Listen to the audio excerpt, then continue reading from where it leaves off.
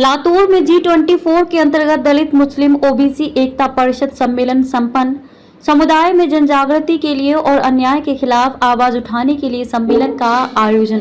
साहित्य रत्न अन्ना भाऊ साठे जयंती समिति लातूर द्वारा सामाजिक न्याय एवं बहुजन समाज की राजनीतिक भागीदारी के तहत G24 के अंतर्गत दलित मुस्लिम ओबीसी एकता परिषद सम्मेलन का आयोजन महाराष्ट्र के लातूर में दयानंद सभागार में किया गया। राजनीति में दलित मुस्लिम समाज को उनके संख्या के आधार पर हिस्सेदारी मिले, समुदाय में जागरूकता पैदा हो और आज के दौर में दलित मुस्लिम समाज के ऊपर हर तरफ से टारगेट कर अन्याय अत्याचार किया जा रहा है।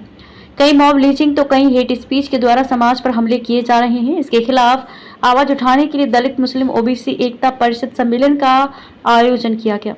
दलित मुस्लिम ओबीसी एकता परिषद सम्मेलन कुल 3 सत्रों में ली गई, जिसमें अंतर्राष्ट्रीय ख्याति प्राप्त विद्वान वक्ताओं को आमंत्रित कर उनके विचार समुदाय के सामने रखे गए। लोकतांत्रिक संविधानवादी धर्मनिरपेक्ष विचारधारा को मजबूत कर 10 प्रस्ताव सम्मेलन में मंजूर किए गए। देखिए, आज G24 के अंतर्गत दलित मुस्लिम ओबीसी ऐक्य परिषद का जो आयोजन हुआ, ये एक बहुत ही अच्छा और एक सराहनीय कदम है।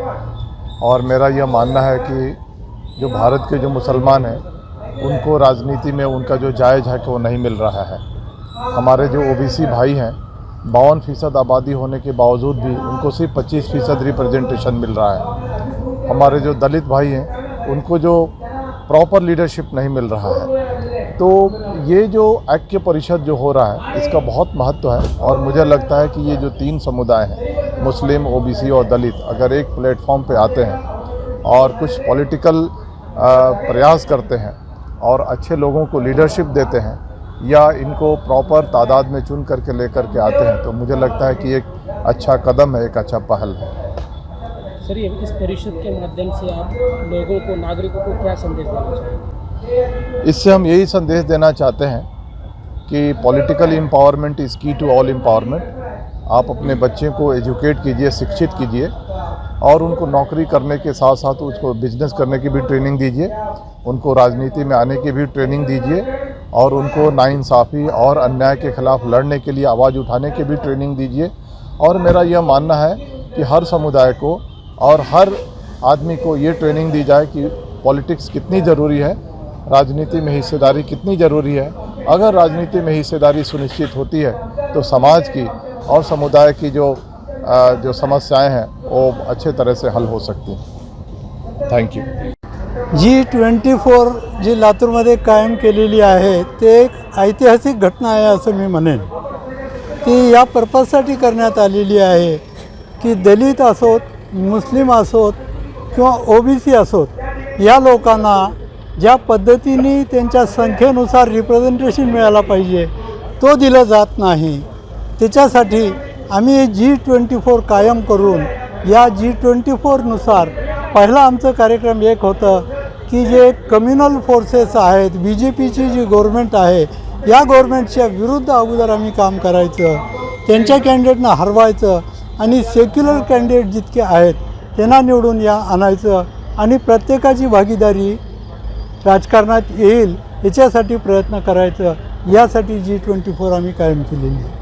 या परिषदेच्या माध्यमातून आपल्या काय मागण्या आहेत, कशा प्रकारच्या मागण्या आहेत? या परिषदेमार्फत आम्ही आज एक 10 ठराव या ठिकाणी पारित करीत आहोत आणि त्या 10 ठरावामध्ये दलितावर जे अन्याय होत आहे, त्यांचे जे हक्क आहेत ते हक्क मिळत नाहीत, ते हक्क मिळाव त्या संदर्भात आहेत।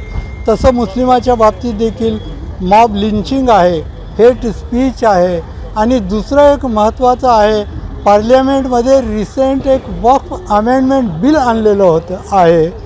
त्या अमेंडमेंट बिलनुसार कायद्याचं मूळ हेतू जे आहे ते संपुष्टात आणायचं काम हे सत्ताधारी पक्ष करीत आहे।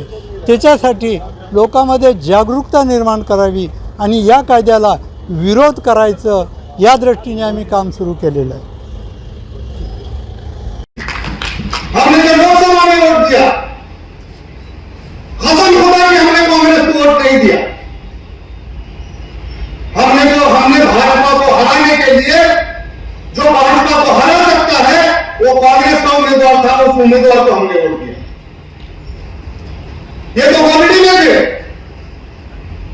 ये जब नरेंद्र मोदी का पूरा हमला में हो रहा था, तब तो ये स्वयं के G24 ग्रुप ने सर यहां पे लातूर में मस्जिदों में जाकर मुसलमानों से मिलकर 1 साल पहले हमने काम शुरू किया और मुसलमानों को यह कहा, भाजपा को हराने में जो उम्मीदवार सक्षम है उसे हमें वोट करना चाहिए।